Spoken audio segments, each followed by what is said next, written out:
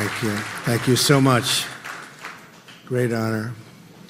And thank you to my very good friend, Rupert Murdoch. There's only one Rupert that we know. But for helping to keep this history alive, and he's been working on this for a long time. He loves Australia. And for the next generation, and thanks also to the legendary, talented golfer, Greg Norman. I used to think I was a great player, and then I played with Greg one time, and I said, well, I'm not going to play golf for a living. He saved me a lot of time, I'll tell you that. And thank you to everyone here tonight for helping us to honor and remember those very brave souls who answered the call of freedom. Also to Anthony Pratt, who just pledged $2 billion, and that's peanuts for Anthony, if you know Anthony. Come on, Anthony, you can do better than that. Thank you. Thank you very much, Anthony. That's beautiful. It's really a special privilege to be back on the Intrepid and to address both American and Australian heroes. Melania and I are thrilled to be joined by a very, very special Prime Minister and his wonderful wife, Lucy, who I've just gotten to know. And, you know, they said we had a rough phone call. We really didn't have a rough phone call, did we? Everyone's talking about this phone call. The media was saying, what do you think about the phone call? You didn't really hang up. No, we had actually a very nice call, right? Good. Now the record is straight. All of those people back there. Thank goodness. It's true. We had a very nice phone call. A little testy. Got a little bit testy, but that's okay. We've had a very good relationship, and I'm very proud of the relationship. Thank you very much, Malcolm. The Prime Minister and I have just finished a productive discussion about the interests of our two countries. Together, we discussed crucial issues ranging from national security to trade, to immigration and enhanced economic cooperation. We reaffirmed the tremendous friendship between the United States and Australia and the vital importance of our security and our alliance. The armed forces of our two nations are operating side by side almost every day, fighting to defeat ISIS and the scourge of terrorism. And we will eradicate terrorism.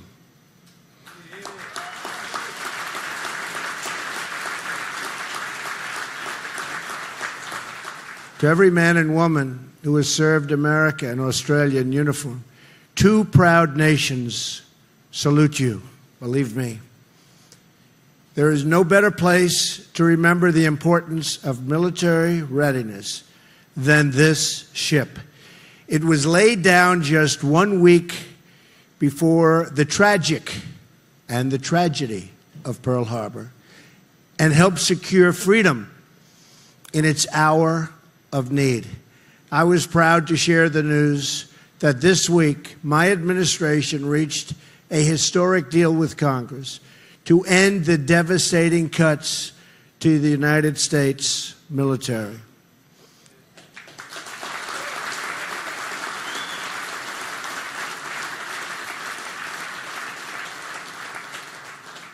I don't know what they were thinking when they started cutting, but we got it all coming back in big league, believe me. It's coming back fast, ordering lots of planes, lots of ships, lots of jobs, too, by the way. We will add more than $25 billion for national defense in a short period of time, and we will ensure that our service members have the equipment, tools, training, and resources that they need and that they so richly deserve.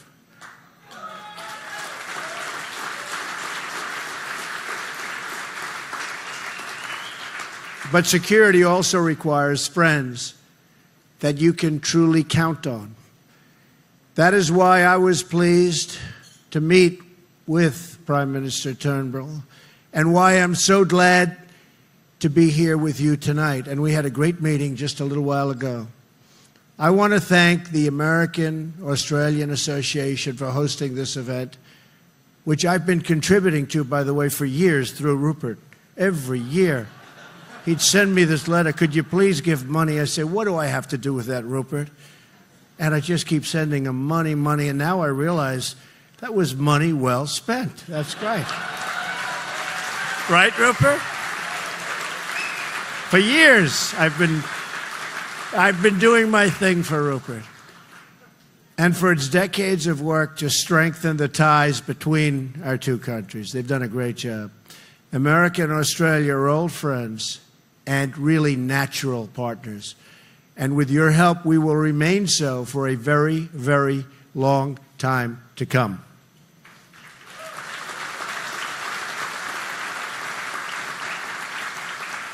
Our two nations were born as the rebellious children of the same parent. It's a very interesting statement. I've heard that before, too, about people. And for nearly a century, Americans and Australians have fought together, bled together, and died together as brothers and sisters.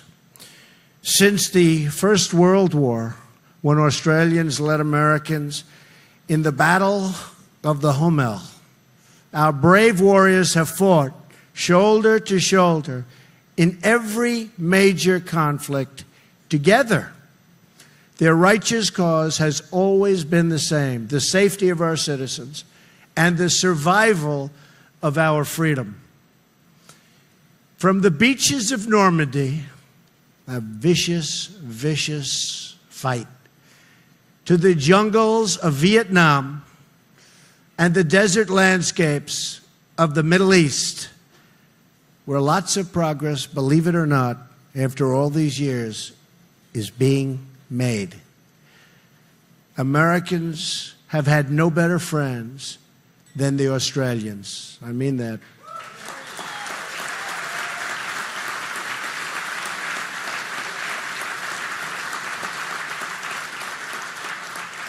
We are proudly and profoundly grateful for Australia's contributions in Syria, Iraq, and Afghanistan, and their help in the fight against terrorism following the terrible attacks of September 11th.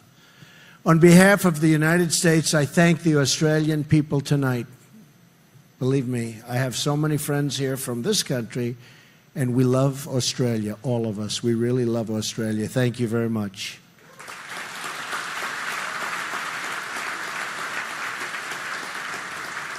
I know there are many active duty service personnel from both nations with us in the audience, and I want to express our gratitude to each and every one of you. We are privileged to be joined by many amazing veterans from our two countries as well, and from so many different conflicts. There are so many conflicts that we fought on and worked on together, and by the way, in all cases, succeeded on. It's nice to win. It's nice to win. And we've won a lot, haven't we, Mr. Prime Minister? We've won a lot. We're going to keep it going, by the way. You've given your love and loyalty to your nations, and tonight a room of grateful patriots says thank you. We are especially honored by the presence tonight of 7 World War II veterans, and we've been talking about them all night, but I should mention their name once again, perhaps for the final time tonight, or we can keep mentioning them because they're worth it. And their names again: John Hancock, Derek Holyoake, Gordon Johnson, Norm Tame, Wendell Thrasher, Roger Spooner, and Bill White. Great, great people. Great.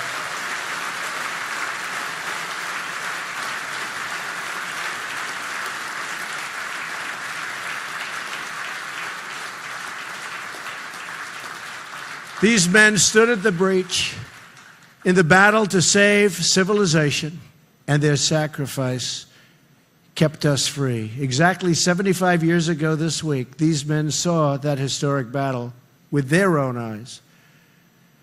And we've also covered that very, very vicious, violent battle. but this is a little bit of a different description. But the end result was the same. We won. We won. They saw enemy planes flying toward them by the dozen.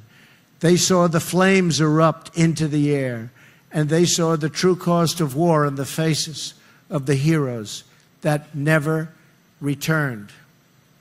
On this special gathering, on this special night, we remember the courage of these men and every man, Australian and American, who fought in the Battle of the Coral Sea.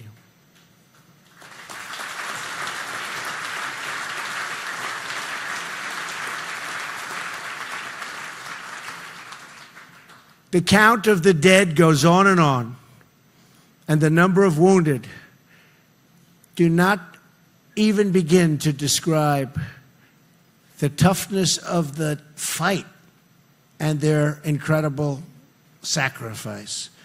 But perhaps in the story of just one man, we can hope to get a small glimpse of its measure. It is the story of Lieutenant Jack Powers, a Navy flyer. He grew up just miles from here in a modest apartment in Washington Heights, right up the road.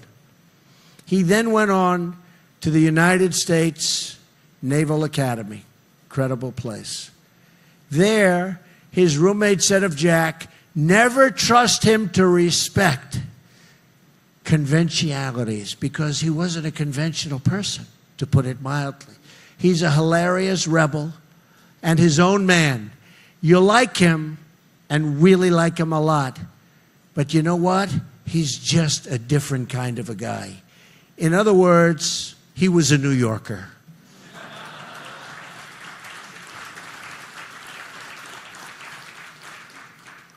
By the attack on Pearl Harbor, Jack had already served 6 years in the Navy.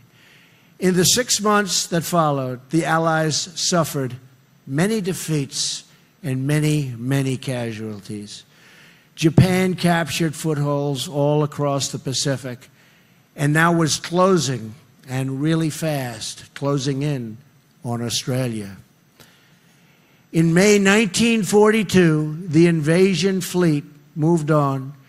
Port Moresby, the vital base just a few hundred miles from Australian shores.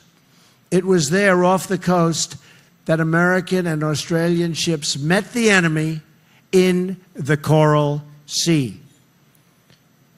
On the morning of May 7th, Jack Powers launched his dauntless dive bomber from the depth and deck of the Yorktown. He was some flyer, I can tell you that, some great flyer.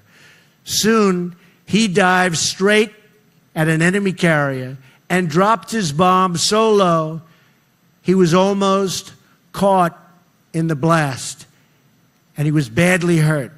But he escaped, and the carrier sank. That night on the Yorktown, Jack urged the other pilots to take the same risk. He said, that's the way you do it. That's the way you win. That's the way you sink them. Whatever the cost, even if it costs you your lives, that's the way you sink the ship. The next morning, he pressed his point again. Remember, he said, the folks back home are counting on us. I'm going to get a hit if I have to lay it down right next to that flight deck.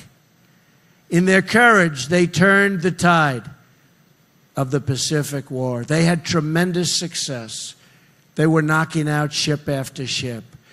That day, Jack flew his plane to another carrier, straight into a hail of oncoming lead and fire, to land a devastating blow on its deck. Seconds later, the colossal blast, the one Jack was talking about and saying we have to take the risk, engulfed his plane, and Jack was gone. He was dead. He was brave, but what a job he did.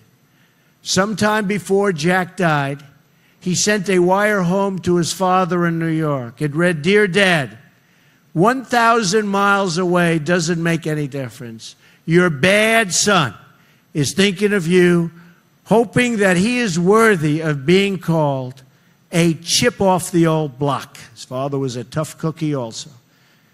"Now it is we who are thinking of Jack and all those brave souls who fought alongside of him with that incredible form of attack, and especially those who found their final resting place beneath the waters where they waged that greatest of battles. They lost their lives in the fires of war, but gained immortality through their sacrifice. And now, 75 years later, we hope that we are worthy of their deeds in the beautiful, beautiful Coral Sea. We hope to be worthy of the sacrifices made by every service member who has fought in our name, past and present. The men who fought the Second World War saw terrible things, horrible things, deathly things, but they also witnessed spectacular valor and bravery. And from the wreckage of that horrible war, they rebuilt their nations and launched civilization to new heights. They knew that together, free people can achieve extraordinary things, and that one hero can make all of the difference in the world. In those Pacific waters, we forged iron bonds between our two countries. Few peoples in the world share ties in history, affection, and culture like the Americans and the Australians. Few, believe me.